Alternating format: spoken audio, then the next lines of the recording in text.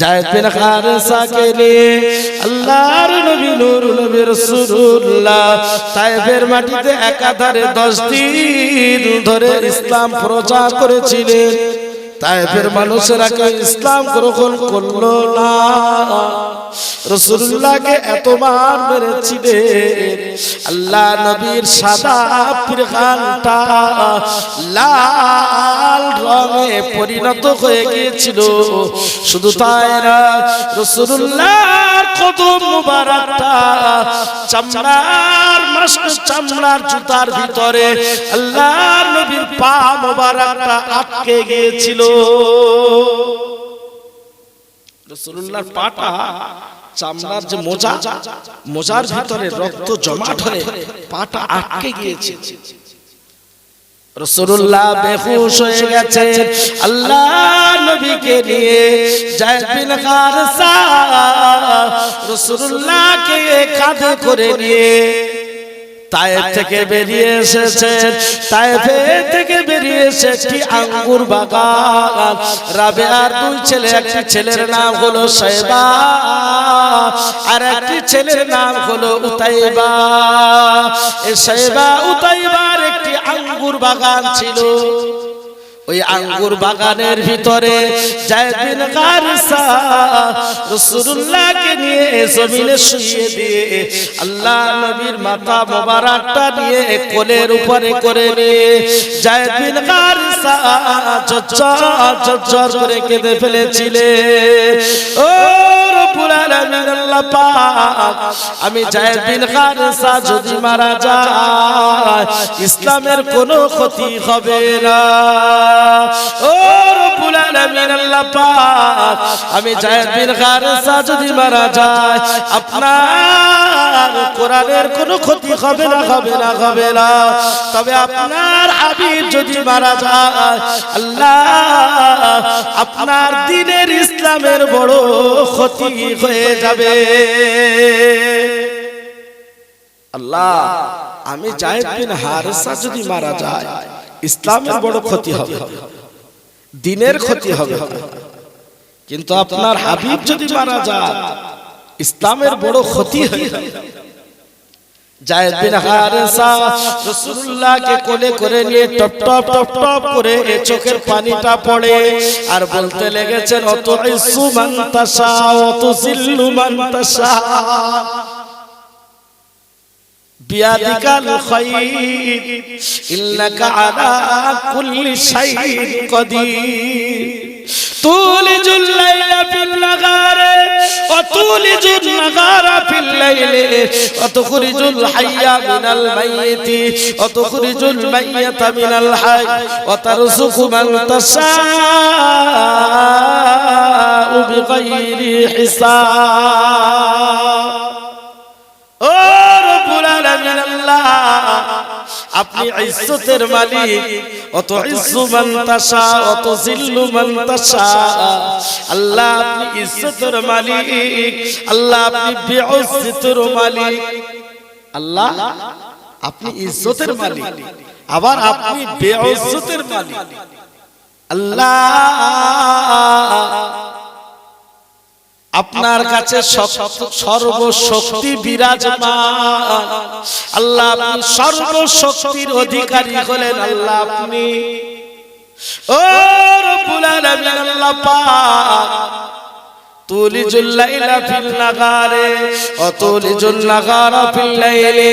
আল্লাহ আপনি দিনের ভিতর থেকে রাত অতিবাহিত করতে পারেন, রাতের ভিতর থেকে দিন অতিবাহিত করতে পারেন। ও রব্বুল আলামিন আল্লাহ, আপনি মুর্দাকে জিন্দা করতে পারেন, জিন্দাকে মুর্দা করতে পারেন।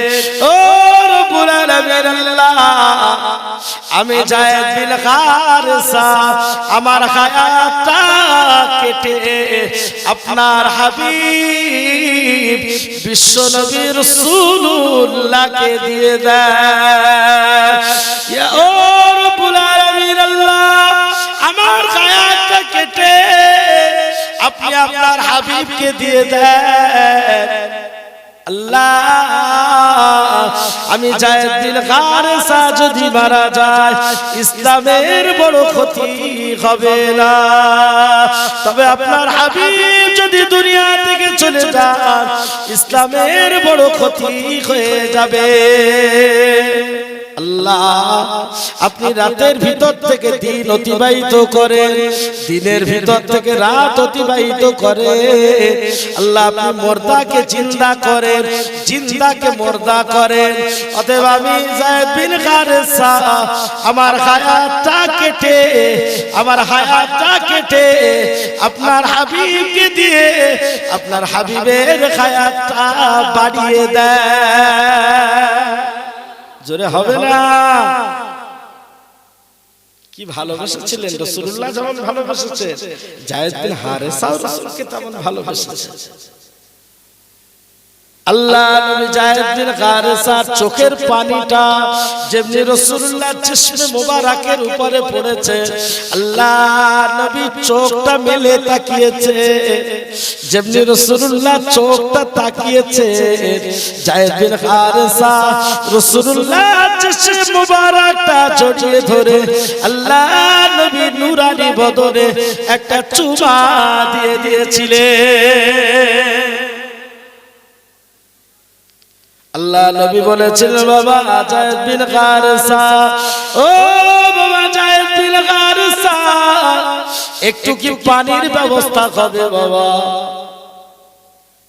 এখানে কি কোনো কুফার আছে? এখানে কি কোনো তায়েববাসী আছে? রাসূলুল্লাহ তখন ভয়ে শরীরটা প্রকম্পিত হচ্ছে।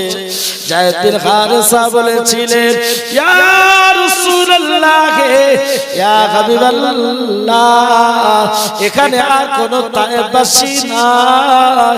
আল্লাহর নবীর কথাটা শুনবার সঙ্গে সঙ্গে রাসূলুল্লাহ বলেছিলেন, বাবা যায়েদ বিন হারেসা, একটু কি পানির ব্যবস্থা হবে?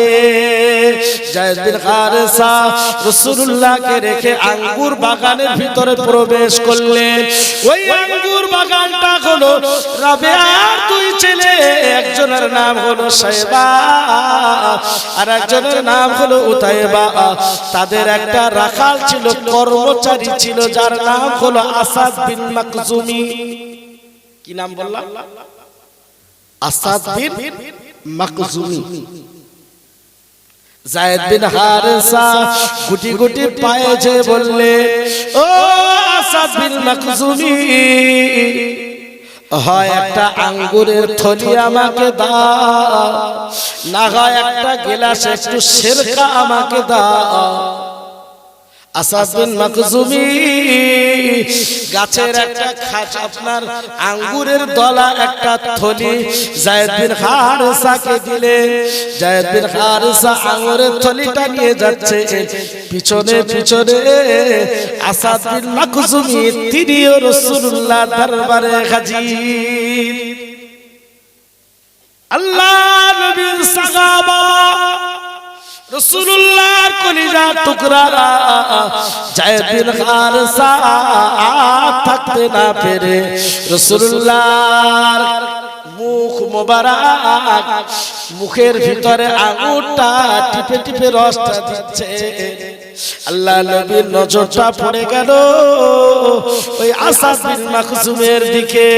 ও বাবা ছেলে, তোমার বাড়ি কোথায়? বাড়ি কোথায়? বললেন, হুজুর আমার বাড়ি হলো নীলওয়া। কোথায় বাড়ি? নীলওয়া দেশে। তোমার নামটা কি? হুজুর আমার নাম হলো আসাদ বিন মাকজুমি। আসাদ বিন মাকজুমি ওই সময় বলেছিলেন, রাসূলুল্লাহ বলেছিলেন আমি হলাম আল্লাহর নবী। বলার সঙ্গে সঙ্গে আসাদ বিন মাকজুমি বললেন, ইয়া আল্লাহর নবী, আপনি যদি আল্লাহর নবী হয়ে থাকেন, নবী ইউনূস আলাইহিস সালাতু ওয়াস সালামের সম্পর্কে আপনি একটু ধারণা দেন।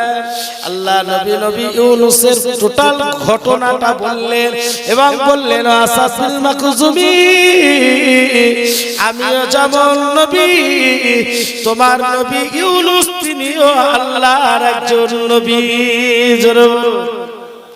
আসাদ বিন মাখজুমি রাসূলুল্লাহর চেহারা মোবারকটা দেখে বড় মায়াবী কণ্ঠে রাসূলুল্লাহর চেহারাটা এত সুন্দর মায়াবী কণ্ঠে মা খারা নবী বাবারা নবী আগা গোটা চেহারাটা লাল হয়ে গেছে। বেহুশ অবস্থাতে আঙ্গুর বাগানের ভিতরে যিনি শায়িত আছে রাসূলুল্লাহ শুয়ে শুয়ে আসাদ বিন মাখজুমের দিকে তাকিয়ে রয়েছে। আসাদ বিন মাখজুমি বলেন, আল্লাহ নবীর দৃষ্টিটা এতটা মায়াবী কণ্ঠে আমি আর দেখে স্থির থাকতে পারলাম না। কেননা যারা আল্লাহর নবী হয় তাদের চেহারাটা এতটা লাবণ্যময় হয়, তাদের দৃষ্টিটা এতটা আকর্ষণীয় হয়। আসাদ বিন মাখজুমি তিনি আর থাকতে পারলেন না। আসাদ বিন মাখজুমি হাতটা বাড়িয়ে দিয়ে বলেছেন, আল্লাহর নবী আর দেরি না করে এই মুহূর্তে আপনি আমাকে পড়িয়ে দেন আশহাদু আল্লা ইলাহা ইল্লাল্লাহু ওয়া আশহাদু আন্না মুহাম্মাদান আবদুহু ওয়া রাসূলুহু। জোরে বলুন সুবহানাল্লাহ। আল্লাহুম্মা সাল্লি আলা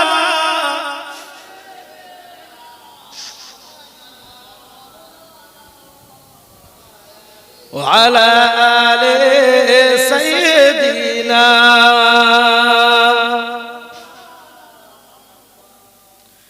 চাঁদ ওঠে গগনে, ফুল ফোটে কাননে। চাঁদ ওঠে গগনে, ফুল ফোটে কাননে। কে এলো মা আমিনার কোলে। চাঁদ ওঠে গগনে, ফুল ফোটে কাননে। কে এলো সুর ওঠে ভুবনে। দেখ সবে চোখ মেলে সব লাগে ঝলমলে। চাঁদ ওঠে গগনে, ফুল ফোটে কাননে। কে এলো মা আমিনার কোলে। আসসালাম আসসালাম ইয়া রাসূল আসসালাম। আসসালাম আসসালাম ইয়া রাসূল আসসালাম। আব্দুল্লাহর ঘরে জ্বলছে নূরের আলো। আব্দুল্লাহর ঘরে জ্বলছে নূরের আলো। তাজিমে সকলে সাল্লি আলা বলো। মরিয়াম আসিয়া কয়ে দেখে হাসিয়া। দেখেছে আমিনা কি দারুণ তোর সোনা। একবার জোরে হবে না? মরিয়াম আসিয়া কয়ে দেখে হাসিয়া। দেখেছে আমিনা কি দারুণ তোর সোনা। আসসালাম আসসালাম ইয়া রাসূল আসসালাম। আসসালাম আসসালাম ইয়া রাসূল আসসালাম। আল্লাহুম্মা সাল্লি আলা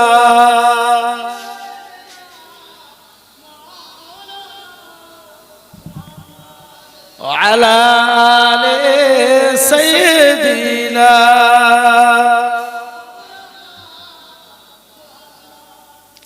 রাসূলুল্লাহ আম্মাজান আয়েশাকে বলেছিলেন, আম্মাজান আয়েশা বলেছিলেন, হুজুর আপনার কষ্টের দিন কোনটা? আল্লাহর নবী বলেছিলেন, বিবি আয়েশা আমার কষ্টের দিনটা হলো তায়েফের দিন। সেই যায়েদ বিন হারিসা রাসূলুল্লাহ অষ্টম হিজরিতে একটা যুদ্ধ সংগঠিত হয়েছিল, যে যুদ্ধটার নাম হলো মুতা। হাদিস পাকে এসেছে, কেউ কেউ বলেছেন ওটা মাউতা। মুতার যুদ্ধ, এই মুতার যুদ্ধে রাসূলুল্লাহ যায়েদ বিন হারেসাকে সেনাপতি করেছেন। আল্লাহর নবী মদিনা শরীফে অবস্থান করেছিলেন অষ্টম হিজরিতে।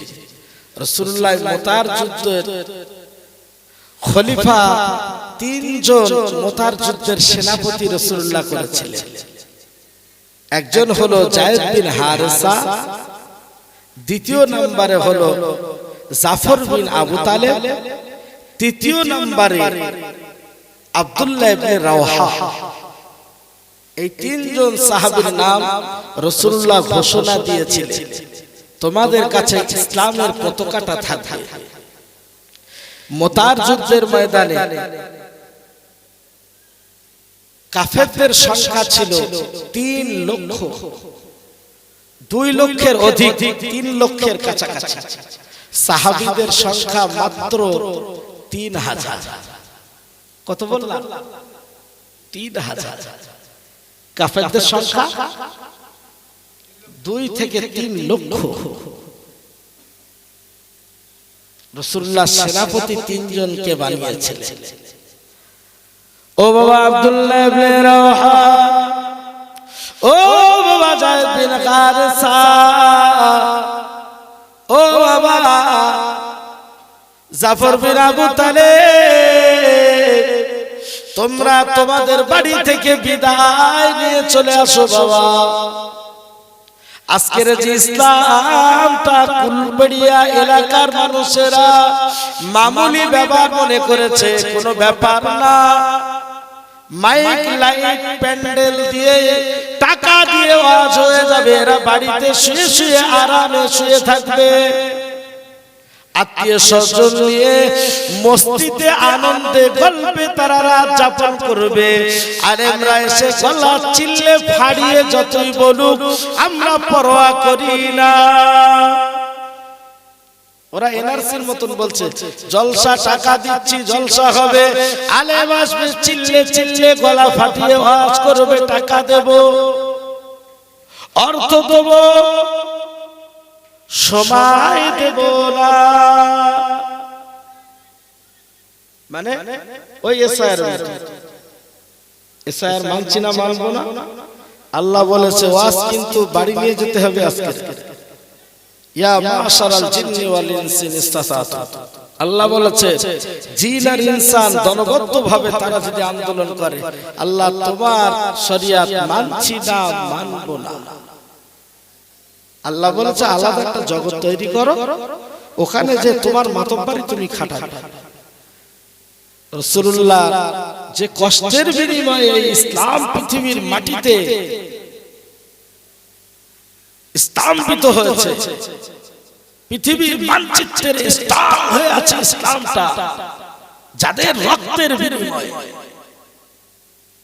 কুলবেড়িয়া এলাকার কোন ভাইকে কলেমা পড়ার জন্য, মাথায় টুপি পরে জলসায় আসার জন্য মার খেতে হয়েছে। একটু কথা বলে। নামাজ পড়তে গেছে শুক্রবার দিন, আজকের জুম্মার দিন ছিল না, আজকেরই তো জুম্মার দিন। সব নামাজ গ্রামে মোটামুটি সব লোকজন পড়ে তো নাকি? মোটামুটি পড়ে। হায় রে হায়, আল্লাহ নবী জানিয়েছে দুনিয়ার জমিনে মসজিদের হক আছে, মসজিদে আপনি জুমার দিনে যাবেন না, মসজিদ আল্লাহর দরবারে আপনার জন্য ফরিয়াদ করবে। আল্লাহ, এরা আপনাকে আল্লাহ বলে মানুষের সামনে মৌখিকের মতো মুখে মুখে বলে আমরা ধর্ম মানি, আমরা ইসলামের অনুসারী, কলেমা পড়ি, নামাজ পড়ব, নামাজও পড়ি, রোজাও রাখি, মুখে মুখে বলে অন্তরে স্বীকারোক্তি করে না। বলে হুজুর এত বড় কথা? অবশ্যই কারণ একজন ইমানদারের সম্পর্ক হবে মসজিদের সাথে, মাছ তার সম্পর্ক পানির সাথে। পুকুরের থেকে যদি মাছ তোলা হয়, মাছ কি আর বাঁচবে? ইমানদারের সম্পর্ক রাসূল বলেছেন, মসজিদ থেকে যদি দূরে সরিয়ে নেওয়া হয় ইমানদারকে, ইমানদার শুকিয়ে যাবে, ইমানদার নিঃশ্বাস সরিয়ে নেবে। কিন্তু আজকের তার পুরো বিপরীত চলছে, ঠিক না ভুল? পুরো তার বিপরীত। পাকিস্তানে একজন মাদ্রাসার শিক্ষক, একজন মাদ্রাসার শিক্ষক একটা ছোট্ট মাদ্রাসা তুলাবা ছাত্রকে শিক্ষা দেওয়ার পরে বলছে, ছেলে আমি তোমার ওস্তাদ, দীর্ঘদিন তোমাকে শিক্ষা দিচ্ছি বাবা, তো আমি তোমার ওস্তাদ হিসাবে তোমার কাছে আমার কিছু প্রশ্ন, তুমি কি উত্তর দিতে পারবে? ছাত্রটা বললেন, হুজুর আল্লাহ আমাকে যে জ্ঞান দিয়েছে আমি চেষ্টা করব জ্ঞান অনুপাতে কি করা, জ্ঞান অনুপাতে জবাব দেওয়া। শিক্ষক বললেন, নাম্বার 1 প্রশ্ন তোমার কাছে। মাদ্রাসার তুলাবা ছাত্রটাকে বলছে নাম্বার 1 প্রশ্ন। তার শিক্ষক দাঁড়িয়ে আছে, ছাত্রটা মাথা হেঁট করে দাঁড়িয়ে আছে। বলে, আল্লাহ যে জ্ঞান আমায় দিয়েছে জ্ঞানের ভিতর দিয়ে আমি প্রশ্ন দেওয়ার চেষ্টা করব, আপনি প্রশ্ন করুন। শিক্ষক মশাই প্রশ্ন করলেন, নাম্বার 1, এ বাবা ছেলে, মাদ্রাসা তুলাবা বাবা ছেলে, নাম্বার 1 প্রশ্ন হলো পৃথিবীর জমিনে নামাজ পড়ে না কারা? ছেলেটা বললেন, মাথাটা উঁচু করে বললেন, হুজুর পৃথিবীর মাটিতে নামাজ পড়ে না যারা বিধর্মী তারা। ওস্তাদটা চমকে গেল, আরে বাপ রে বাপ, এ ছেলে কি কথা শোনালে আমার? সত্যি তো তাই। আপনাদের এই কুলবেড়িয়া এলাকার পাশে নিউ টাউনে কোন হরিপদ কর্মকার সে কি নামাজ পড়ে? তাহলে ছেলেটা ঠিক বলেছে না ভুল বলেছে? ঠিক বলেছে না? ওস্তাদ চমকে গেছে, আরে বাপ রে বাপ, বলে কি? শিক্ষক এবারে দ্বিতীয় নম্বরে প্রশ্ন করলেন, এ বাবা মাদ্রাসা ছেলে তুলাবা, দ্বিতীয় নম্বরে প্রশ্ন হলো বাবা, নাম্বার 2 প্রশ্ন হলো দ্বিতীয় নম্বরে কারা নামাজ পড়ে না? মাদ্রাসা তুলাবাটা বললে, হুজুর কয়েকটা শ্রেণী আছে, বিভক্ত আছে যারা নামাজ পড়ে না। শিক্ষক বললেন, দ্বিতীয় নম্বরে কারা নামাজ পড়ে না? মাদ্রাসা তুলাবা ছাত্রটা বলেছেন, হুজুর যারা মৃত তারা কোনদিন নামাজ পড়ে না। কুলবেড়িয়া গ্রামে যে ভাইটা মৃত হয়ে গেছে ওই ভাই কি আর নামাজ পড়ে? এই দেখেন, কিছু বলেন না, যে মৃত ব্যক্তি সে কি নামাজ পড়ে? তার জানাজা পড়ে কারা? যারা জীবিত তারা, ঠিক না ভুল? যিনি মৃত হয়ে গেছে তার জানাজা নামাজ পড়ে কারা? জীবিতরা।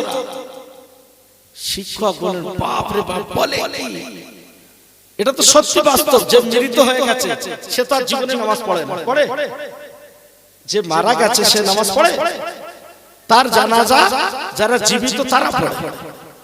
শিক্ষক এবারে তৃতীয় নম্বরে বললে, এ বাবা মাদ্রাসা তুলাবা ছেলে, তৃতীয় নাম্বার, আর তোমাকে কষ্ট দেব না দেব না দেব না। এ বাবা ছেলে, তৃতীয় নাম্বারে নাম্বার 3 নাম্বারে তুমি আমায় বলো, আর কারা নামাজ পড়ে না? মাদ্রাসা তোলাবাটা বললেন, হুজুর তৃতীয় নম্বরে ওরা নামাজ পড়ে না। পৃথিবীর জমিনে যারা পাগল, আপনাদের এই কুলবেড়িয়া গ্রামে কোন পাগল মসজিদে যায় নামাজ পড়ে? যারা ল্যাংটো হয়ে ঘোরে ওরা নামাজ পড়ে? শিক্ষকটা বলছে, বাপ রে বাপ, এ ছেলে সত্যি তো নিউ টাউনে কত পাগল ঘুরে ঘুরে বেড়ায়, তারা তো জীবনে নামাজ পড়ে। আর শরীয়তের মসলা হলো পাগলের উপরে শরীয়তের কোনো মসলা নাই। পাগলের জন্য নামাজ নাই, পাগলের জন্য রোজা নাই, পাগলের জন্য শরীয়তের কোনো আইন। এইবারে 3 নম্বর একটা একটা করে আপনার কুলবেড়িয়া গ্রামে মেলান, উত্তর সব আপনাদের দিতে হবে। মাদ্রাসা তুলাবাটা প্রথম নম্বরে যে উত্তরটা দিয়েছিলেন আপনার কুলবেড়িয়া গ্রামে, এবারে আমি আপনাদেরকে জিজ্ঞাসা করি, মাদ্রাসা তুলাবাটা বলেছে, হুজুর পৃথিবীর জমিনে নাম্বার 1 যারা নামাজ পড়ে না তারা হলো বিধর্মী। এবারে বলুন, কুলবেড়িয়া গ্রামে যারা নামাজ পড়ে না, জুমার দিনে যারা মসজিদে যায় না, তাদেরকে আপনি কি বলবেন? ফতোয়ার বাকি বিল্লাহ ভাই দেবেন। এই হামবিলে, আপনাদের হামবিলে দেখবেন ওখানে লেখা আছে মুফতি বাকি বিল্লাহ। আমার একটা ডিগ্রি আছে মুফতি। তেতুলিয়া মাদ্রাসা নাম শুনেছেন? তেতুলিয়া আবু জাফরিয়া সিদ্দিকিয়া খারিজিয়া মাদ্রাসা, ওই মাদ্রাসা থেকে আমি মুফতি পাস করেছি 2010 সালে। একটা ফতোয়া ডিপার্টমেন্ট আছে। আজকে আমি বাকিবিল্লাহ ভাই কোন ফতোয়া আপনাদের দেব না, ফতোয়া সব আজকে আপনাদের দিতে হবে। নাম্বার 1 বলুন, মাদ্রাসা তোলাবাটা কি প্রশ্ন করেছে, শিক্ষক কি প্রশ্ন করেছে? এ বাবা ছেলে, নাম্বার 1 কারা নামাজ পড়ে না বাবা? আপনার কুলবেড়িয়া গ্রামে এবারে আপনি বলুন, ওই ছাত্রের ভাষায় পৃথিবীর জমিনে যারা নামাজ পড়ে না তারা হলো বিধর্মী।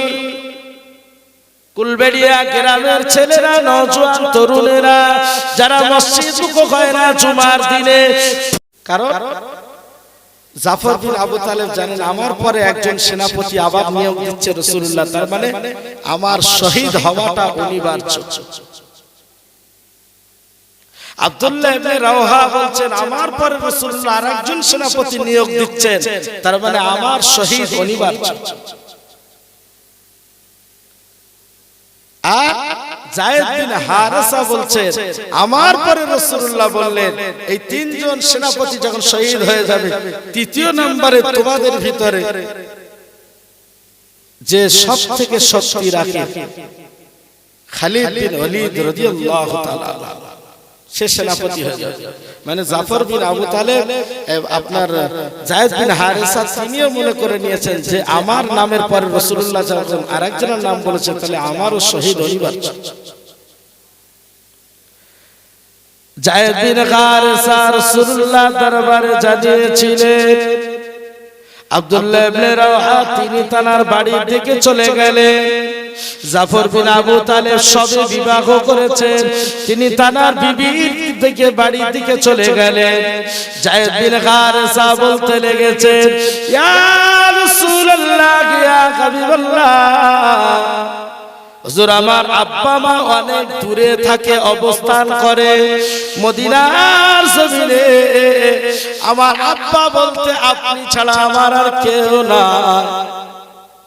আমার আম্মা জান আয়েশা সিদ্দিকা রাদিয়াল্লাহু তাআলা আনহা ছাড়া আমার আর কেউ না।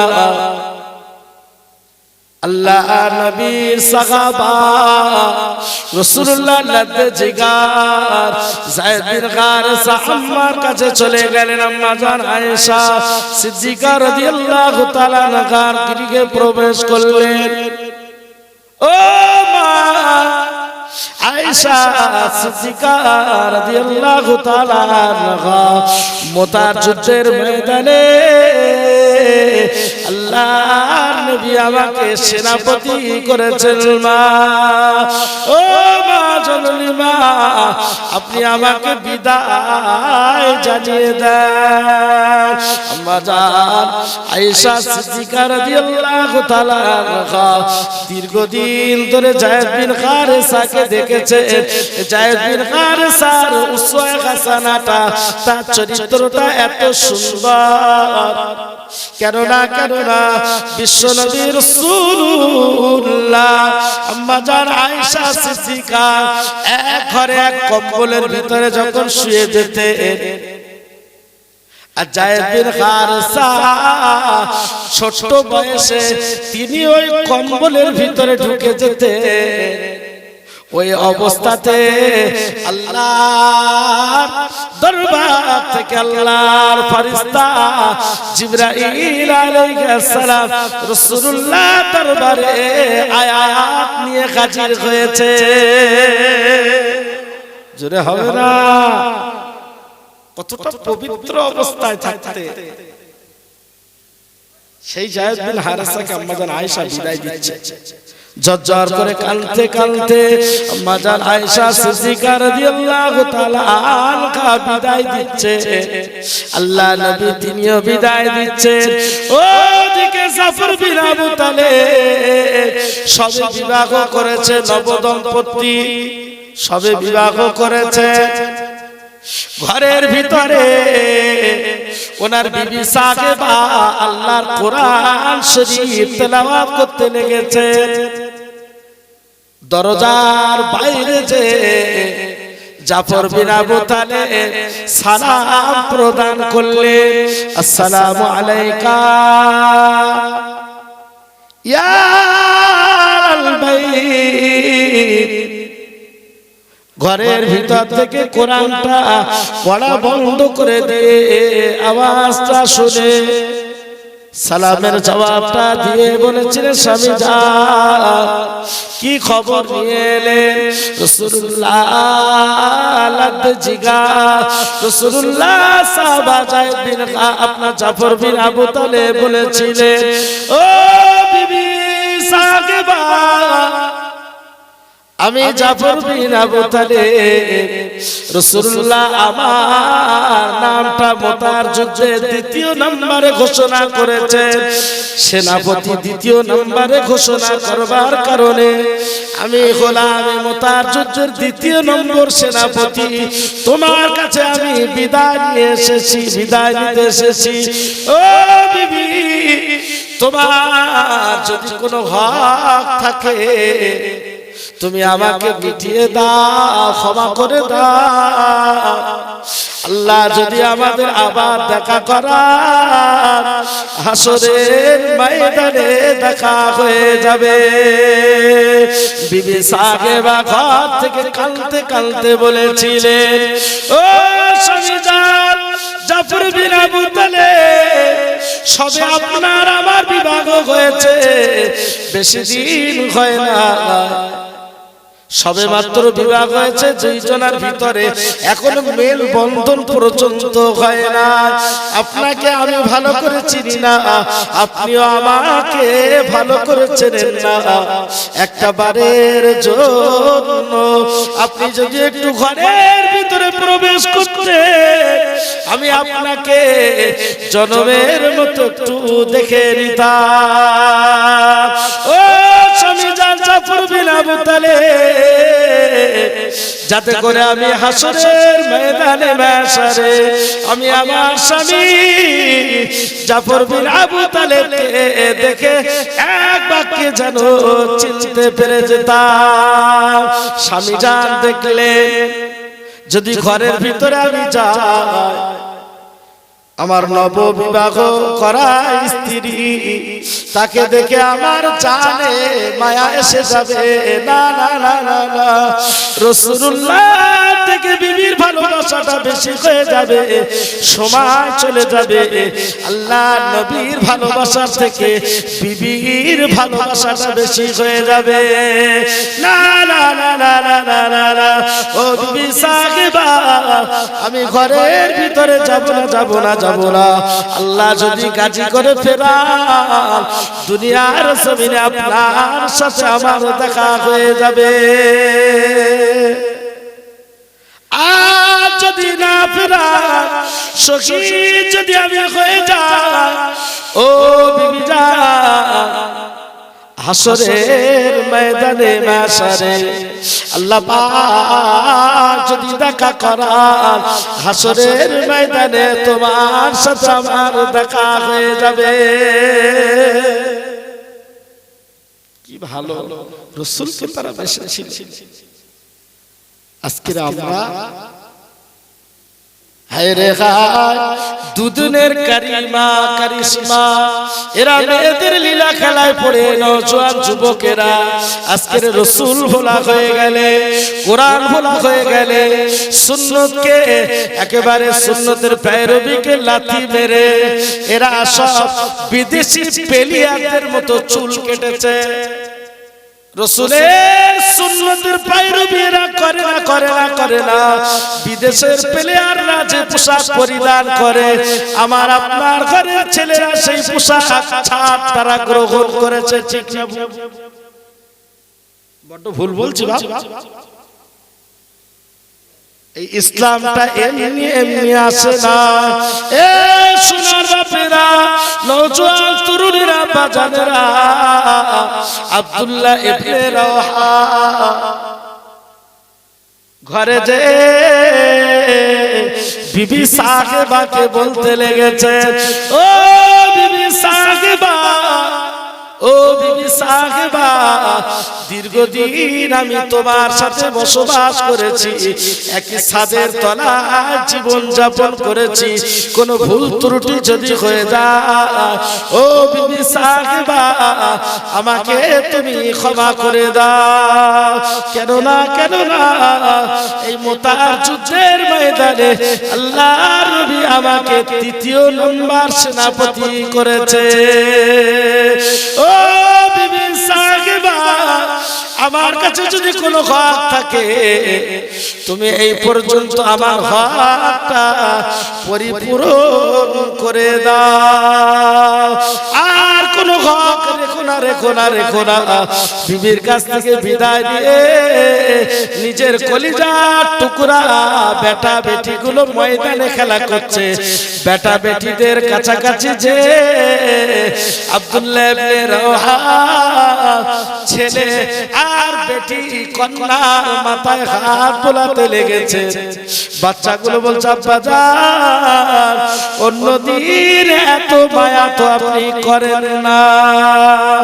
ও আমাদের আব্বা জান, অন্যদিন আপনি এত মায়া মমতা ভালোবাসা দেখান না, আজকে কেন আপনি এত ভালোবাসা মহব্বত দেখাতে লেগেছে?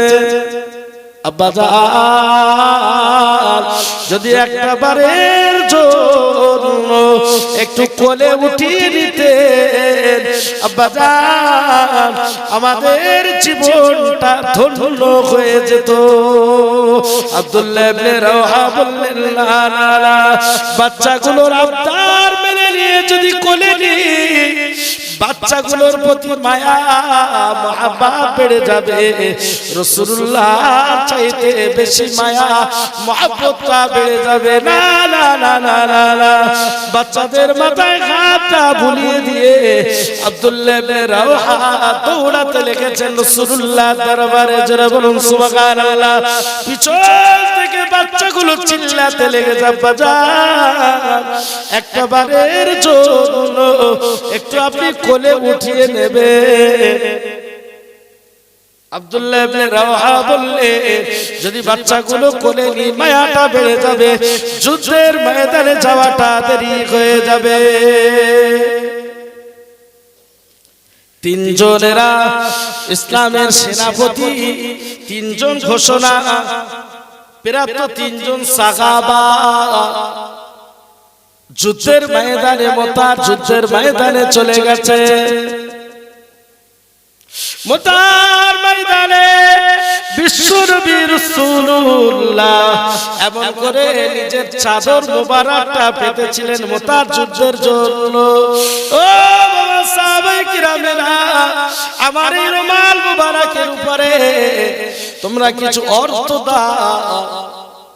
এই যুদ্ধের ময়দানে রাসূলুল্লাহ সরাসরি তিনি যান না, মদিনা নববী শরীফ থেকে আল্লাহর নবী পরিচালনা করেছিলেন।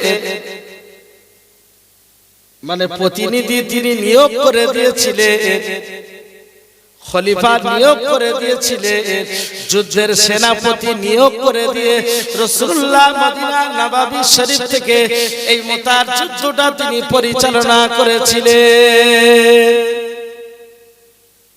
মুতার ময়দানে বিশাল কাফেরদের বাহিনী, এই দৃশ্যটা সাহাবীরা দেখে সাহাবীদের হৃদয়টা ভারাক্রান্ত হয়ে গেছে। রাসূলুল্লাহকে তো জানানো দরকার, আজকের 2 থেকে 3 লক্ষ কাফেরদের সংখ্যা, আমরা তো মাত্র 3000। সাহাবীদের মনটা একটু ভেঙে গেছে, ওরা 3 লক্ষ, আমরা মাত্র 3000। এই দৃশ্যটা সাহাবীদের মনটা একটু ভাঙতে লেগেছে। আব্দুল্লাহ ইবনে রাওহা এই দৃশ্যটা দেখে উনি একটু উঁচু জায়গায় দাঁড়িয়ে একটু গরম মেজাজে ভাষণ দিলেন। এ রাসূলুল্লাহ, সাহাবায়ে কেরামেরা, সংখ্যার বিনিময়ে, কিসের বিনিময়ে? সংখ্যার বিনিময়ে, জোরের বিনিময়ে, অর্থের বিনিময়ে, এমন করে চালাকির বিনিময়ে, এমন করে প্রযুক্তির বিনিময়ে যুদ্ধতে জয়ী হওয়া যায় না। এ রাসূলুল্লাহ, সাহাবায়ে কেরামেরা, আল্লাহর সাহায্য আর মদদ ছাড়া যুদ্ধের ময়দানে জয়ী হওয়া যাবে না। জোরে হবে না। সাহাবীরা এক ভাষণে তাদের ঈমানি পাওয়ারিটিটা, মজবুতিটা বেড়ে গিয়েছিল। জোরে বলবেন না। উনি বললেন, সংখ্যার বিনিময়ে যুদ্ধে জয়ী করা যায় না। যুদ্ধে জয়ী হতে গেলে ঈমানি পাওয়ার, ঈমানি জজবা, এই হালাতটা দরকার। ঈমানি হালাত এটা দরকার। যুদ্ধের ময়দানে জাফর বিন আবু তালেব নেমে পড়লেন। এমন করে মুতা যুদ্ধের ময়দানে জাফর বিন আবু তালেব আপনার পতাকাটা বাম হাতে ধরে, তরবারিটা ডান হাতে ধরে হুজুর আমার মুতার ময়দানে নেমে পড়েছে। হুজুর বিশাল আকারে যুদ্ধ করতে করতে জাফর বিন আবু তালেব ঘোড়ার উপর থেকে নিচে নেমে পড়েছে। হুজুর তরবারি চালাতে চালাতে চালাতে চালাতে আর মুতার যুদ্ধের সেনাদের ভিতরে প্রবেশ করে গেছে। এ সোনার বাপেরা, এমন করে কুফারে কোরা, এমন করে আপনার বিধর্মীরা যারা রাসূলুল্লাহ সাহাবায়ে কেরামদেরকে জানে মেরে দেবে, রাসূলুল্লাহকে জানে মেরে দেবে, ইসলামটা পৃথিবীর মানচিত্র থেকে মুছিয়ে দেবে। এ সোনার বাপেরা, তাদেরকে যারা এসেছিল মনে মনে তারা ভেবেছিল আমরা 3 লক্ষ, এরা 3000, আমরা জিতে নয়, আমরা এমন করে এদের সাথে খেলা করতে করতে জিতে বাড়ি যাব। ওদের মনে ছিল যে ওরা এমনি জিতে যাবে আর ওরা জিতে ওদের বাড়ি যেতে হবে। আর সাহাবীদের মনোবল ছিল যে আল্লাহর সাহায্য মদদ আসবে, আমরা শহীদ হব। জোরে বলবেন না। দুটো কিন্তু আলাদা। যারা যাচ্ছে শহীদ হওয়ার জন্য, নিজেরা জান্নাতের অধিবাসী হওয়ার জন্য। আর যারা এসেছে যুদ্ধ থেকে ফিরে বেঁচে বাড়ি যেতে হবে, দুটো নিয়ত, দুটোর শক্তি কিন্তু সব আলাদা। যারা যুদ্ধের ময়দানে শহীদ হবে রাসূলের জন্য, কোরআনের জন্য, আল্লাহর জন্য, এদের ঈমানি পাওয়ারটা, শক্তিটা আলাদা। আর যারা যুদ্ধের ময়দান থেকে বেঁচে বাড়ি ফিরে যাবে ওদের শক্তিটা আলাদা। টোকা শাওলা ফুঁক দিলে, পানিতে ফুঁক দিলে টোকা শাওলা যেমন উড়ে যায়, ঠিক ওই কাফেরদের অবস্থাটা মুতার ময়দানে একই হয়েছে। জাফর বিন আবু তালেব যখন বিশাল আকারে যুদ্ধ করতে লেগেছে, এ সোনার বাপেরা, নওজোয়ান তরুণেরা, বাজারেরা, মায়েরা, বোনেরা, কাফেরেরা হুজুরের ডান কাঁধে তরবারি মেরে দিয়েছিলেন। জাফর বিন আবু তালেবের ডান কাঁধটা ঝুলছে, হুজুর ওই তরবারিটা দিয়ে এই কাটা কাতের দিকে দিয়ে আর ঘাড়ের সাথে পতাকাটা ধরেছে, বাম হাত দিয়ে এভাবে যুদ্ধ করতে করতে কাফেরেরা হুজুরকে বাম হাতে তরবারি মেরে দিল। পতাকাটা পড়ে যাবে, হুজুর গাল দিয়ে পতাকাটা ধরেছে, বাম হাত কাটা, ডান হাত কাটা। জাফর বিন আবু তালেব তখনও যুদ্ধের ময়দানে পতাকা জমিনে ফেলেন না, পিছন থেকে এই মুতার কুফারীরা হুজুরের পিছন থেকে প্রায় একাধারে তীর বিক্ষেপ করতে লাগলেন। হুজুর এবারে জমিনে পড়ে যাবে। আব্দুল্লাহ ইবনে রাওহা যুদ্ধের ময়দানে নেমে পড়লেন।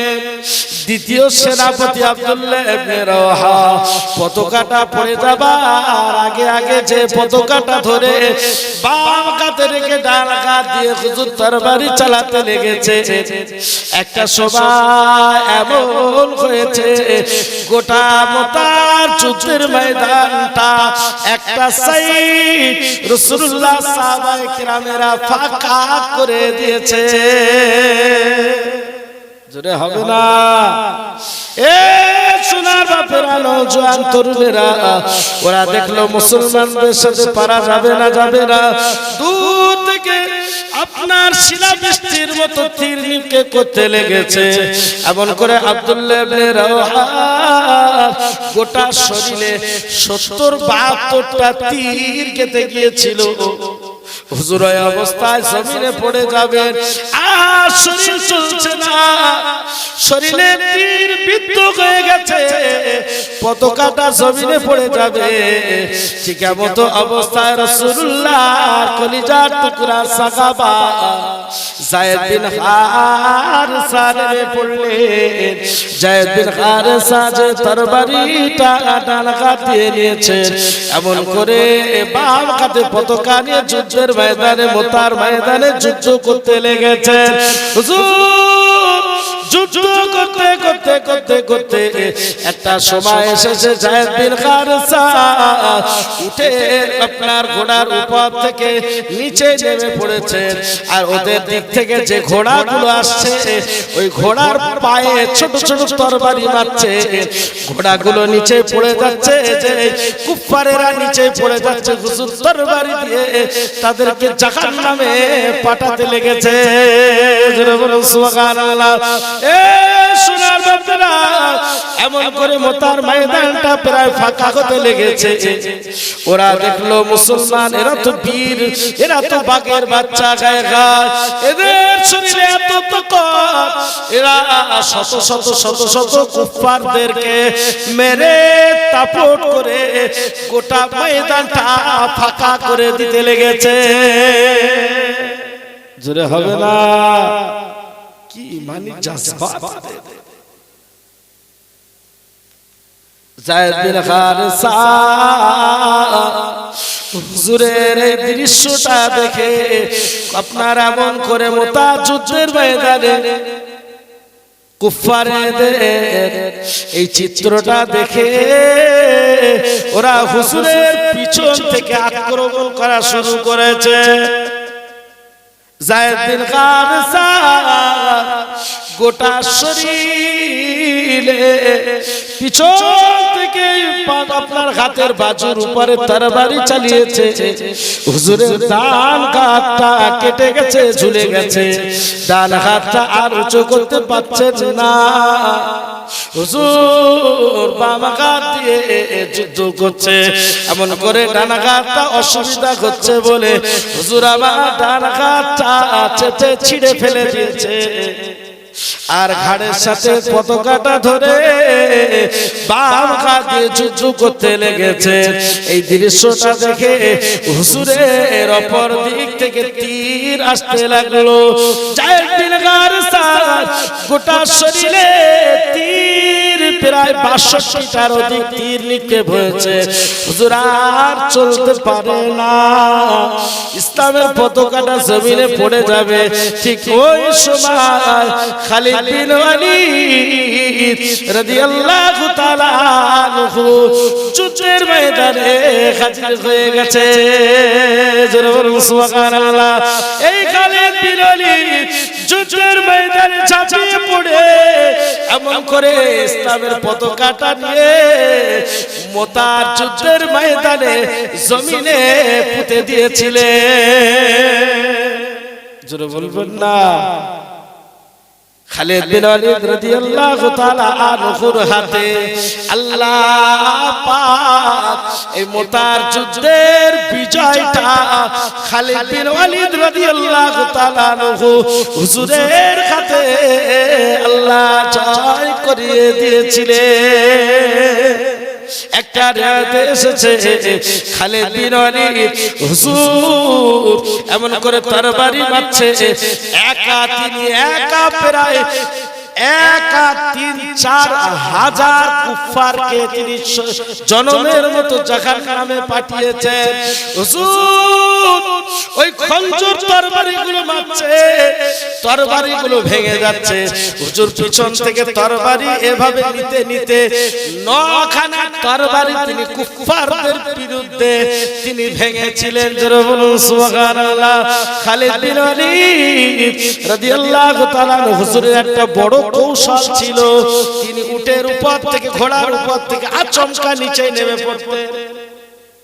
মানে উটের ঘোড়ার উপরে আছে, ওখান থেকে তরবারি চালাচ্ছে, মানে কাফেররা সৈন্যরা সব সাইসুট হয়ে যাচ্ছে, যেহেতু ঘোড়ার উপর থেকে তরবারি ঘোরাচ্ছে, তারা সাইসুট যেই দূরে সরে যাচ্ছে, হুজুর চট করে নিচে নেমে পড়ছেন ঘোড়ার উপর থেকে। এবার ওরা নিচেই আসা থেকে ওরা কাছাকাছি চলে আসছে। হুজুর এবারে ওদের ঘোড়া ঠিক পায়ের গোড়ার মানে হাঁটুর এই জায়গাটায় হুজুর ওই খঞ্জরটা মেরে দিচ্ছেন তরবারিটা, ওদের ঘোড়া পড়ে যাচ্ছে। হুজুর একাধারে এইভাবে প্রায় ৯০০ কুফফারকে হুজুর জাহান্নামে পাঠিয়েছিলেন। বলবেন না। খালিদ বিন ওয়ালিদ রাদিয়াল্লাহু তাআলা আনহু হুজুরের হাতে আল্লাহ পাক এই মুতার যুদ্ধের ফয়সালাটা বিজয়টা খালিদ বিন ওয়ালিদ রাদিয়াল্লাহু তাআলা হুজুরের কাছে পাঠিয়ে দিয়েছিলেন। এমন করে যুদ্ধের ময়দানে এই আব্দুল্লাহ ইবনে রাওহা যায়েদ বিন হারেসা হাতগুলো কাটা, শরীরে তীরগুলো বিদ্ধ আছে। হুজুর গলাতে গলাতে গলাতে গলাতে গলাতে গলাতে আব্দুল্লাহ ইবনে রাওহার কাছাকাছি হয়েছে। যায়েদ বিন হারেসা যে বলেছিলেন, ও ভাই আব্দুল্লাহ ইবনে রাওহা, তোমার বড় কষ্ট হয়। ও ভাই আব্দুল্লাহ ইবনে রাওহা, তোমার শরীরে এতটা তীর বিদ্ধ হয়েছে, তোমার অনেক বড় কষ্ট হয়। যায়েদ বিন হারেসা মাটিতে ঘেঁষলাতে ঘেঁষলাতে জাফর বিন আবু তালেবের কাছে চলে যেয়ে বলছো, ভাই জাফর বিন আবু তালেব, ও ভাই জাফর বিন আবু তালেব, তোমার শরীরে এতটা তীর বিদ্ধ হয়েছে, ভাই জাফর বিন আবু তালেব তোমার বড় কষ্ট হয়, তোমার তো দুটো হাত কেটে গেছে, শরীরে এত তীর তোমার বিদ্ধ হয়েছে, ও জাফর বিন আবু তালেব তোমার বড় কষ্ট হয়। জাফর বিন আবু তালেব বলেছিলেন, ও ভাই যায়েদ বিন হারেসা, আমি স্বপ্নে না, আমি যেন দেখতে পাচ্ছি তোমার যে দুটি ডানা এই যুদ্ধের ময়দানে কেটে গেছে, আমি যেন দেখতে পাচ্ছি আল্লাহ পাক তোমাকে জান্নাতের ভিতরে দুটো ডানা আল্লাহ দান করে দিয়েছে। ও ভাই যায়েদ বিন হারেসা, তুমি জান্নাতের ভিতরে আল্লাহ যে দুটি ডানা তোমায় দিয়েছে, ওই ডানার সাথে তুমি উড়ে উড়ে উড়ে উড়ে জান্নাতের ভিতরে ঘুরতে লেগেছো। রাসূলুল্লাহর কাছে যখন খবর এলো, হুজুর আপনার তিনজন সেনাপতি তারা শহীদ হয়ে গেছে, আল্লাহ আমি হব মদিনার সারা বেলা ঝাড়ুদার, রোজার কিনারে কেটে যাবে দিন আমার, আমি হব মদিনার সারা বেলা ঝাড়ুদার, রোজার কিনারে কেটে যাবে দিন আমার। আমার স্বপ্ন যদি হয় গো পূরণ, ধন্য হবে মোর জীবন মরণ। একবার জোরে হবে না? আমি হব মদিনার সারা বেলা ঝাড়ুদার, রোজার কিনারে কেটে যাবে দিন আমার। আমার স্বপ্ন যদি হয় গো পূরণ, ধন্য হবে মোর জীবন মরণ, আমি হব মদিনার সারা বেলা ঝাড়ুদার, রোজার কিনারে কেটে যাবে দিন আমার। আমি হব রাসূলের রোজার চৌকিদার, আমি হব রাসূলের রোজার চৌকিদার, হতে পারি জানো গো শাফাআতের দাবিদার, হতে পারি জানো গো শাফাআতের দাবিদার। আমার স্বপ্ন যদি হয় গো পূরণ, ধন্য হবে মোর জীবন মরণ। আমার স্বপ্ন যদি হয় গো পূরণ, ধন্য হবে মোর জীবন মরণ। আমি হব সেবাকারী জিয়ারাতকারীদের জুতাগুলো মুছে দেব বিশ্বের গাজীদের আমি হব সেবাকারী জিয়ারাতকারীদের জুতাগুলো মুছে দেব বিশ্বের গাজীদের আমি হব মদিনার সারা বেলা ঝাড়ুদার রোজার কিনারে কেটে যাবে দিন আমার আল্লাহুম্মা সাল্লি আলা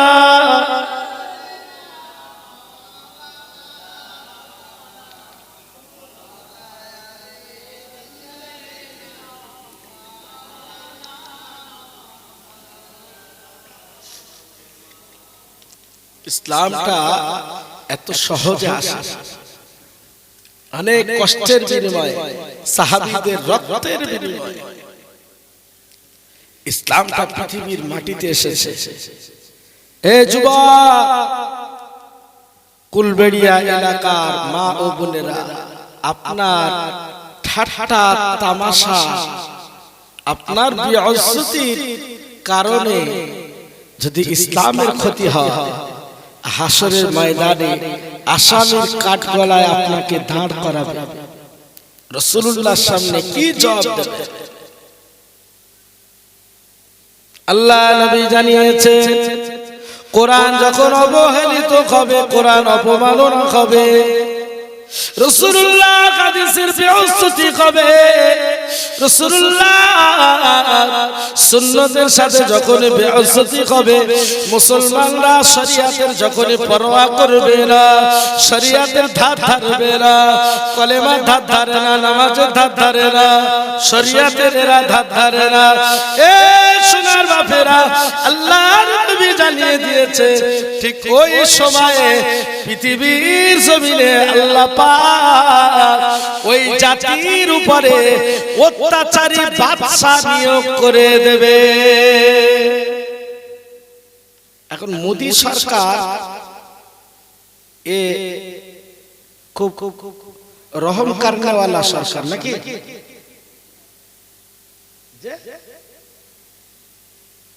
রাসূলুল্লাহ পরিষ্কার বলেছেন, মুসলমানরা আল্লাহর পাঠানো বিছানা সেই গোড়ায় চলে যান। আল্লাহর পাঠানো বিছানায় আল্লাহর উপরে যদি বুড়ি আঙুল দেখিয়ে ঘরে, আল্লাহ তোমাকে ধার ধারি না, আল্লাহ তোমার বিধান মানছি না, মানব না, রাসূলুল্লাহ জানিয়ে দিয়েছে, এই পৃথিবীর জমিনে আমি রাসূলুল্লাহ জানিয়ে দিলাম, আল্লাহ পাক অত্যাচারী বাদশা নিয়োগ করে দেবে। আর অত্যাচারী বাদশার অত্যাচারে অত্যাচারিত হয়ে পৃথিবীর জমিনে এরা নাস্তে নাবুদ হয়ে যাবে। আজকের বলুন, কোন পরিবারটা এসআইআর এই এসআইআর এর জুলুমে কোন পরিবারটা শান্তিতে আছে?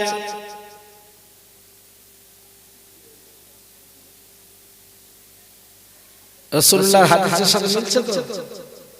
চলো, কোনো পরোয়া নেই, আল্লাহর পাঠানো বিছানায় তুমি জুলুমি করবে, করো, আল্লাহ এমন বাদশা নিয়োগ করে দেবে, তোমার অত্যাচারের বাঁধন কেটে যাবে, জালিমের বাঁধন কেটে দেবে।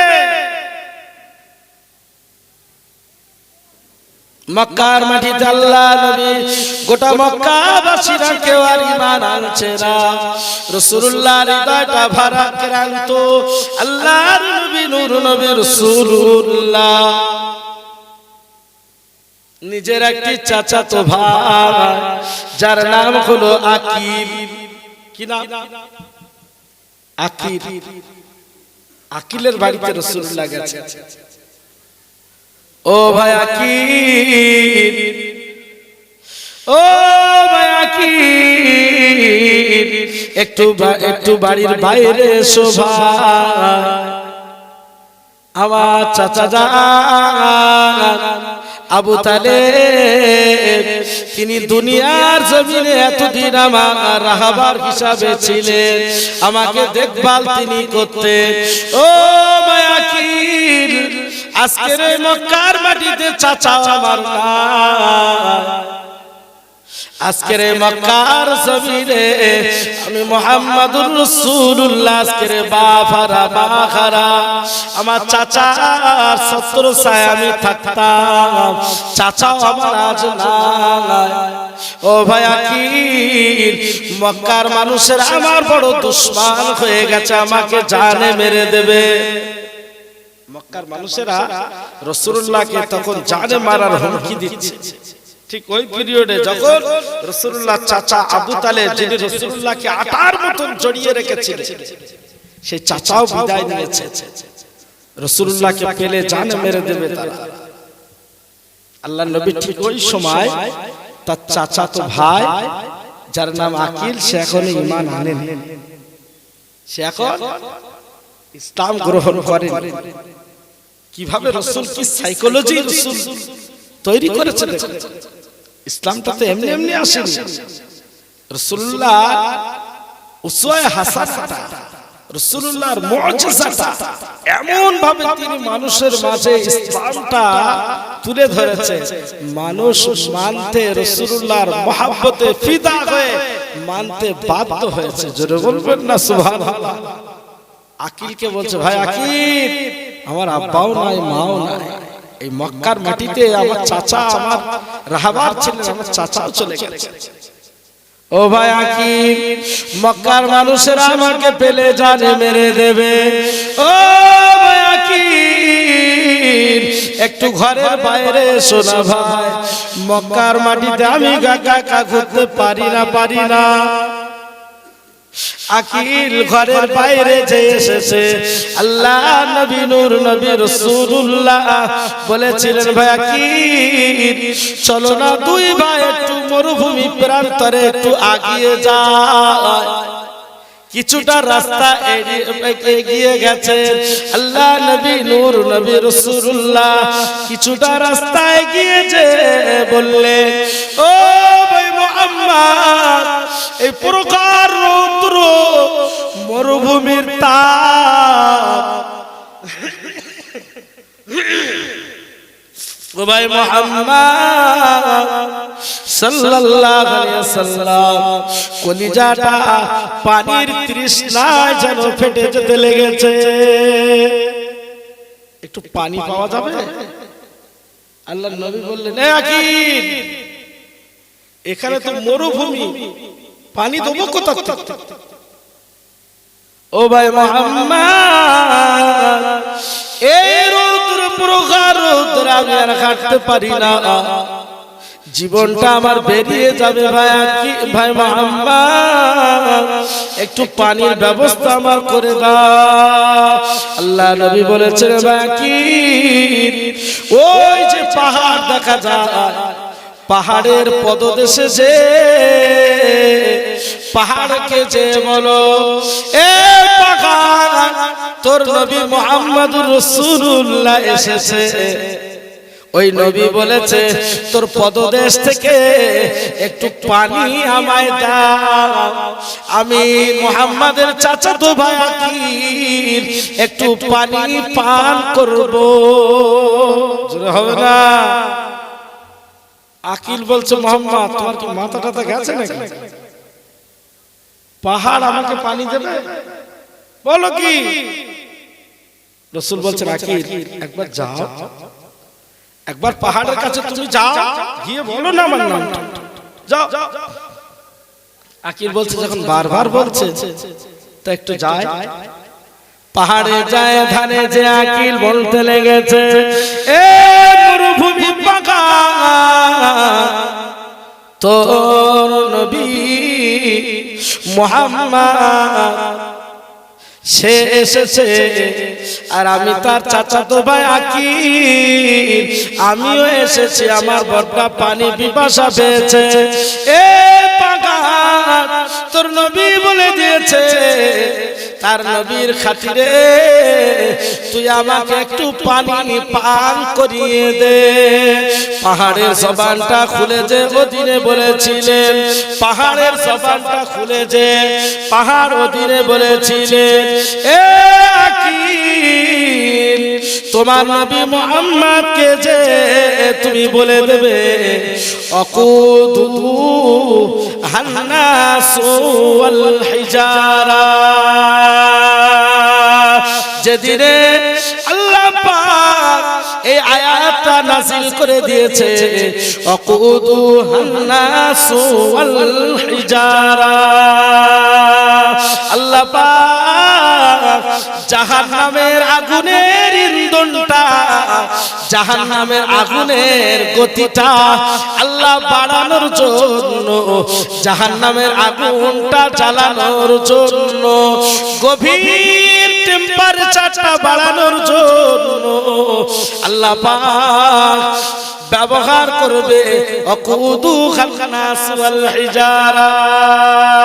একটি হলো ইনসান জাতি, তাকে দিয়ে জাহান্নামের আগুন বৃদ্ধি করাবে, আর একটা হলো পাহাড় দিয়ে আগুনের তীব্র গতিটা বাড়ানো হবে। ও বায়াকির, যেদিনে এটা আমাদের নবীর উপরে আয়াতটা নাযিল হয়েছে আকুদু খান্নাস ওয়াল হিজারা, জাহান্নামের ইন্ধন আগুনটা বাড়ানো হবে মানুষ জাতি দিয়ে, ইনসানকে দিয়ে, মানুষকে দিয়ে, আর আমি পাহাড় আমাকে পাথর দিয়ে জাহান্নামের আগুনের গতিটা বাড়ানো হবে। ওই দিন থেকে আমি পাহাড় কাঁদতে কাঁদতে, আমি পাহাড় আমার বুকের পানিটা শুকিয়ে গেছে। ও বায়াকিল, আমার নবীকে যে বলে দেবে আমি পাহাড় কাঁদতে কাঁদতে আমার বুকের পানি শেষ হয়ে গেছে, এই কারণে আমি আর তোমাকে পানি পান করাতে পারবো না। আকিল বলছে বাপ রে বাপ, শুধু বলেছি তোমার নবী এসেছে আর পাহাড় কথা বলছে, বাপ রে বাপ। আকিল তাড়াতাড়ি ভয় পেয়ে গেছে, গিয়ে বলছে মুহাম্মদ তাড়াতাড়ি চলো, বাড়ি চলো। বলছে কেন ভাই, পানি খেয়েছো, পানি পান করেছো? মানে ও যখন ওখান থেকে আসছে ওর মনে মনে বলছে হে তোর নবী, তোর চাচাতো ভাই নবীর কথা শুনে পাহাড় কথা বলছে, পাথর কথা বলছে, আর এখনো তো চাচাতো ভাইকে তুই নবী বলে মেনে নিলি না। জোরে বলবেন সুবহানাল্লাহ। যেই ওর মনে মনে এটা হচ্ছে, অন্তরে শয়তান এসে হাজির হয়ে গেছে। এ আকিল, এখনো সময় আছে, এক্ষুনি মুসলমান হয়ে না, এখনো অনেক সময় বাকি আছে। আকিল যে রাসূলুল্লাহকে বলছে ভাই মুহাম্মদ তাড়াতাড়ি চলো, বলছে পানি পান করছো? বলছে হ্যাঁ পানি পান করছো। পাহাড় কি বলেছে জানো? কি বলেছে? বলছে পাহাড় বলে দিয়েছে আকুদু খান্নাস ওয়াল হিজারা, জাহান্নামের আগুনের গতিটা বাড়ানো হবে ইনসান জাতি দিয়ে আর পাথর দিয়ে, জাহান্নামের আগুনটাকে আল্লাহ বাড়িয়ে দেবে। ওই দিন থেকে আমি পাথর পাহাড় কাঁদতে কাঁদতে আমার বুকের পানিটা শেষ হয়ে গেছে, আমি আর তোমাকে পানি পান করাতে পারবো না, এটা আমাদের নবীকে যে তুমি বলে দেবে। রাসূলুল্লাহ বলছেন আকিল চলো।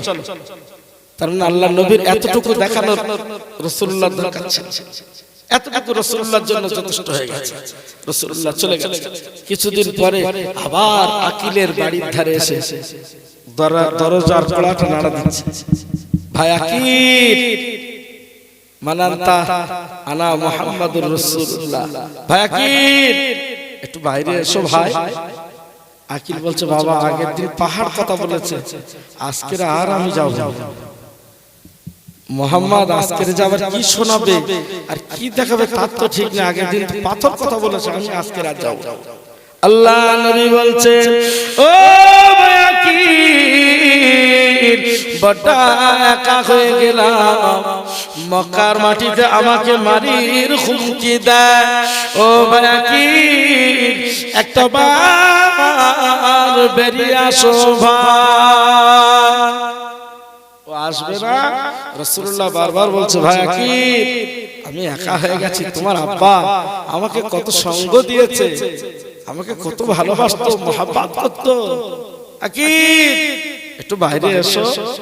আকিলের যে বিবি ও বলছে দেখো বারবার ডাকছে, তার আব্বা নেই, কুফারে কুরাইশরা তার হুমকি দেয়, চাও।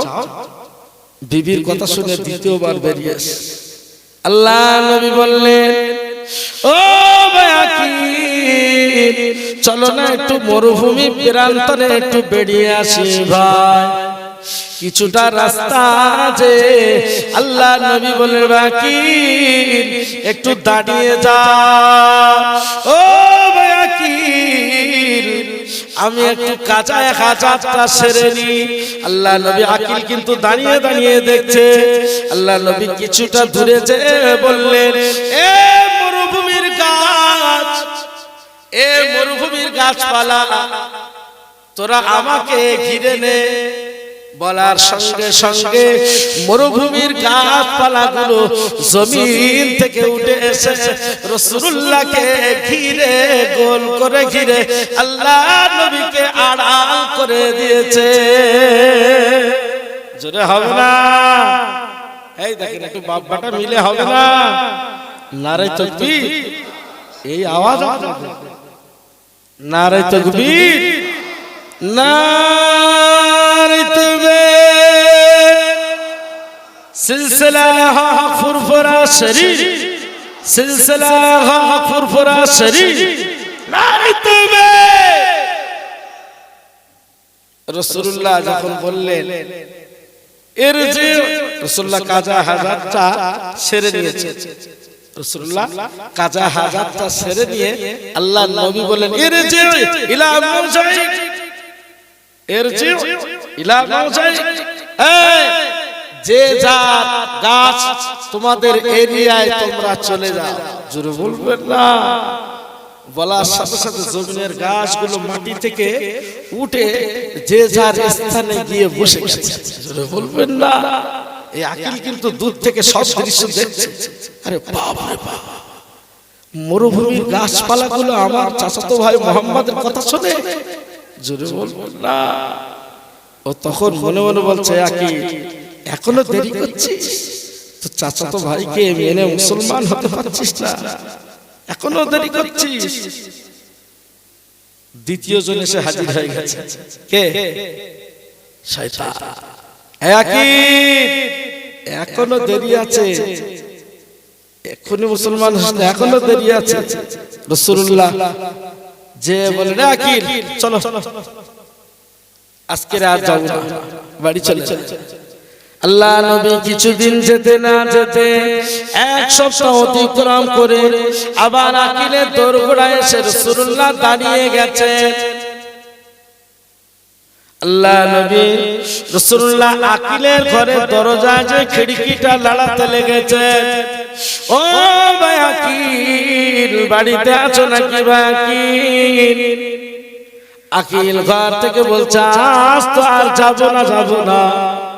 আগের দিনে পাথর কথা বলেছে, পাহাড় কথা বলেছে, পরের দিনে মরুভূমির গাছপালাগুলো কথা শুনছে।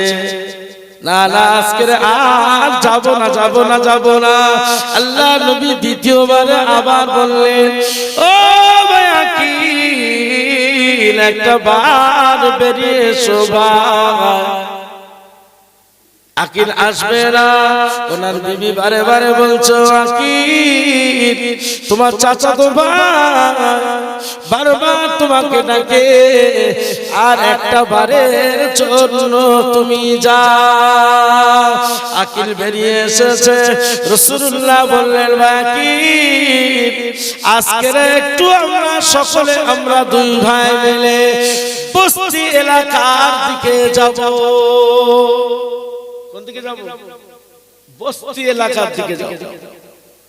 রাসূলুল্লাহ আকিলকে নিয়ে বস্তি এলাকার রাস্তা পাড়ি দিয়ে বস্তি এলাকা থেকে যেতে লেগেছেন। আর একটা উট পাগল উট দৌড়ে দৌড়ে দৌড়ে দৌড়ে রাসূলুল্লাহ দরবারে আসছে, রাসূলের দিকে ছুটে আসছে। ওই উটের মালিক পিছন পিছন আসছে। উট পাগল হয়ে গেছে, ও ছুটে ছুটে রাসূলুল্লাহর দিকে আসছে, আর উটের যে মালিক সেও পিছন পিছন আসছে পিছনে। দূর থেকে এসে বললেন আসসালামু আলাইকা ইয়া রাসূলুল্লাহ ইয়া হাবিবাল্লাহ, হুজুর আমার উটটা পাগল হয়ে গেছে, না জানি আপনাকে কামড়ে নেয়, এই কারণে আমি দৌড়াতে লেগেছি। উটটা রাসূলুল্লাহর কাছাকাছি এসে আল্লাহর নবীকে সালাম দিয়ে দিয়েছে। জোরে হবে না, নারী দেবে আকিল কিন্তু দেখছে। উট যখন সালাম দিয়েছে রাসূলুল্লাহকে, আকিল এই দৃশ্যটা সব লক্ষ্য করছে, আকিল দেখছে। আল্লাহ নবী নূর নবী রাসূলুল্লাহকে লক্ষ্য করে উট দাঁড়িয়ে আছে। আল্লাহ নবী বললেন, এ উটের মালিক, তুমি একে কেন তাড়িয়ে নিয়ে যাও? শিকায়ত চলছে কার কাছে? রাসূলুল্লাহ রাসূলুল্লাহ দরবারে শিকায়ত চলছে। আল্লাহ নবী বললেন, ও মায়া কি, রাসূলুল্লাহ দাঁড়িয়ে আছে, আকিলও দাঁড়িয়ে আছে, উটের মহাজন উটের মালিক তিনিও দাঁড়িয়ে আছে, আর উটও দাঁড়িয়ে আছে। উট রাসূলুল্লাহ দরবারে শিকায়ত দিয়েছে, হুজুর আপনি আমাকে বাঁচিয়ে দেন, আমার মালিক আমাকে জানে মেরে দেবে। আল্লাহ নবী বললেন, এ বাবা সাহাবিয়া, এ বাবা সাহাবা, তুমি কি উটকে বিনা কারণে তুমি মারো? এই উটটা আমার কাছে শিকায়ত করেছে, তুমি কি বিনা কারণে উটকে তুমি মারো? তুমি বিনা কারণে উটকে মারো? বলছে না হুজুর। বলছে তোমার উট বলছে তুমি আমাকে উটকে মারো। বলে হুজুর, উটের মনি বলছে হুজুর আমি ওকে সকালে দুপুরে রাতে খেতে দিই, ও আমার কথা শোনে না। কি বলছে? হুজুর ও আমার কথা শোনে না, সকাল সন্ধ্যা রাতে আমি খেতে দিই, ও আমার কথা শোনে না। আল্লাহ নবী বললেন, এ উট, তোমার মনি, তোমার প্রভু যে তোমাকে খেতে দেয় তার কথা তুমি শোনো না, কি ব্যাপার? উটের জবানটা খুলে যে উট সময় বলেছিলেন, আসসালামু আলাইকা ইয়া রাসূলুল্লাহ ইয়া হাবিবাল্লাহ, হুজুর আমার মালিক সে রাতে এশার নামাজ পড়ে না, এই কারণে আমি আমার মালিকের কথা শুনি না। একটু জোরে হবে না? শিকায়ত চলছে কোথায়? দেখে রাসূলুল্লাহর দরবারে। উটের মালিক রাসূলুল্লাহর দরবারে শিকায়ত করেছে, উট আমার কথা শোনে না।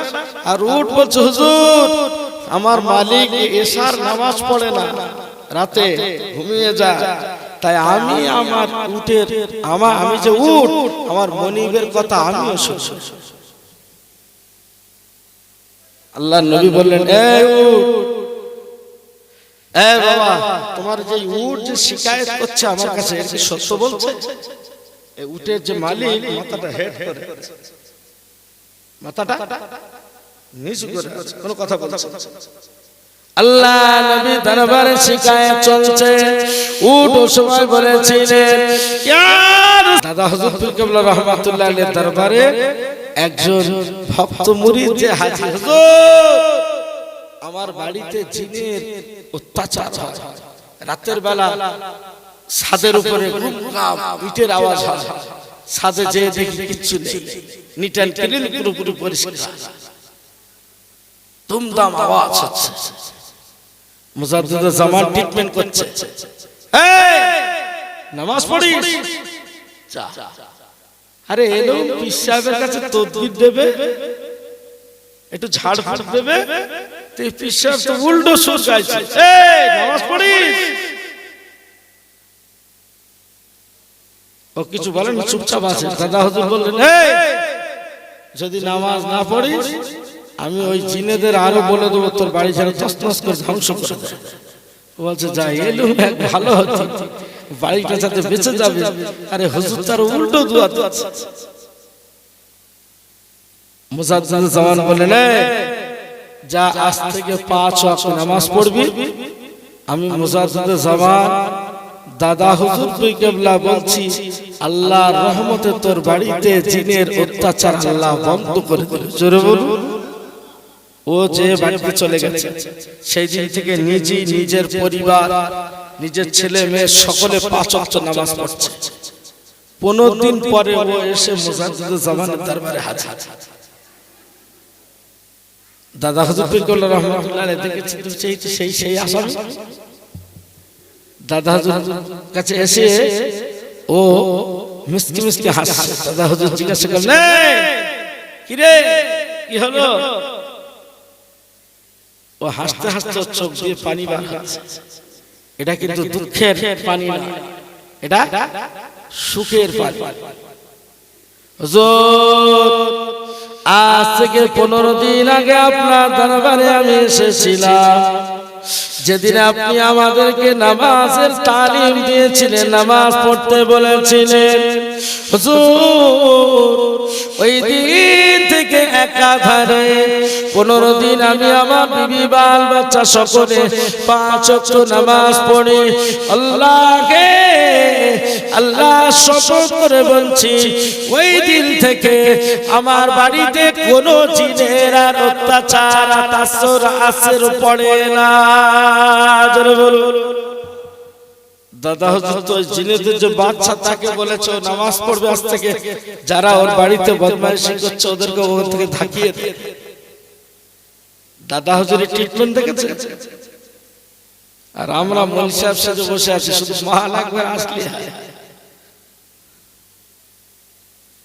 মুজাদ্দিদুল জামান এই ট্রিটমেন্ট চালিয়েছিলেন বাংলার মাটিতে।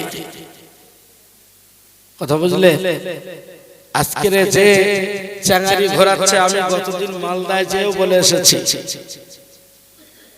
যে বাংলার মাটিতে আমরা দাদা হুজুরকে এমনি মানি না, মুজাদ্দিদুল জামানকে এই কারণে মানি, বছরে 52টা দিন 52টা সপ্তাহ, বছর 1 বছর পূর্ণ হয় 52টা সপ্তাহ। আর এই 52টা সপ্তাহে 52 বার জুমার নামাজ আসে, আসে না? আগে শুরুতে মুরব্বি চাচা যারা আছে প্রতিটা গ্রামে গ্রামে কিন্তু জুমার নামাজ ছিল। জুমার নামাজ প্রত্যেকটা গ্রামে গ্রামে ছিল।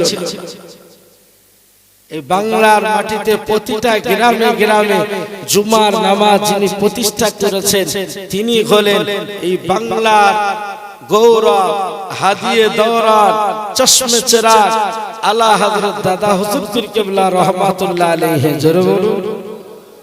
তাই তাকে মুজাদ্দিদুল জামান বলে মানি, শুধু এমনি মানি না।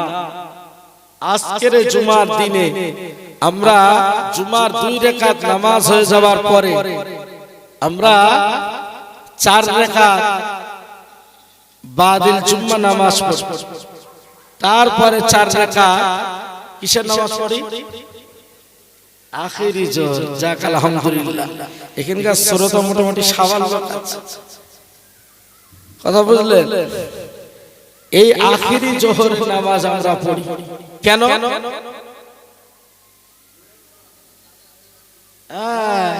চাচা আরো খুব সুন্দর বলেছে। মানে বিষয়টা ওই না, বিষয়টা একটু ঘুর পথে।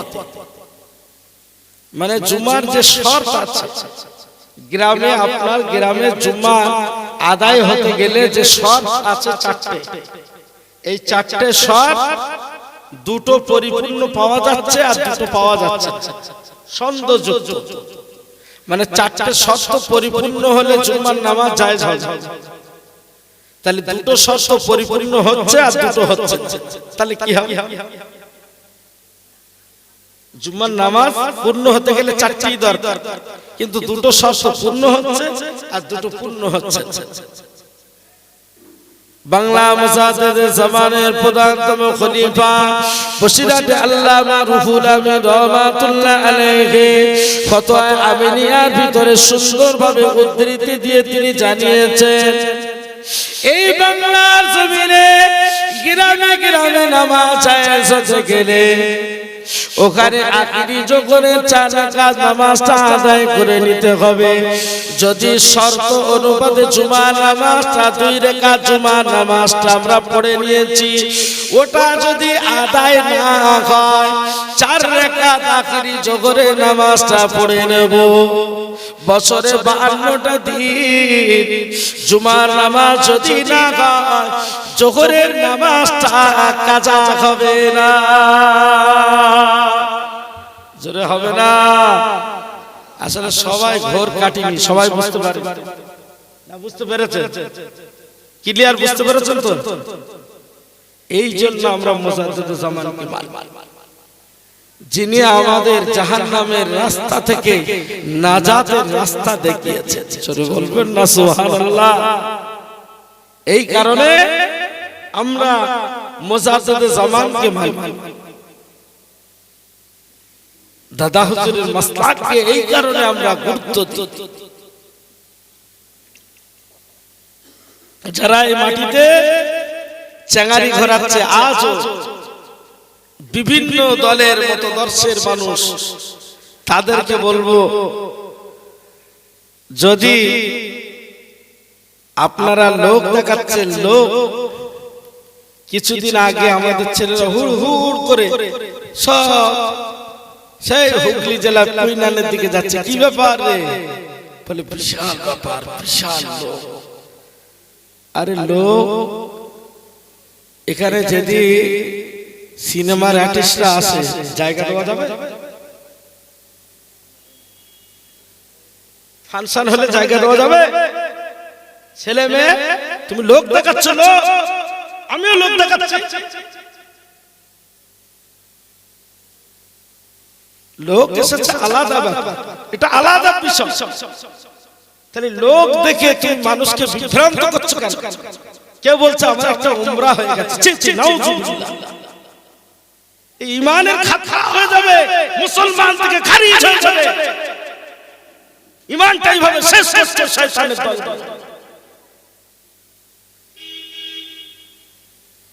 কত বড় মানে, আরে ভাই, তোমার দলটা তুমি বাঁচাতে চাও, আরেকটা দলকে তুমি খারাপ করছো। নারে তাকবীর, নারে তাকবীর, নারে তাকবীর। জনাব ভাইজান হুজুর কিবলা।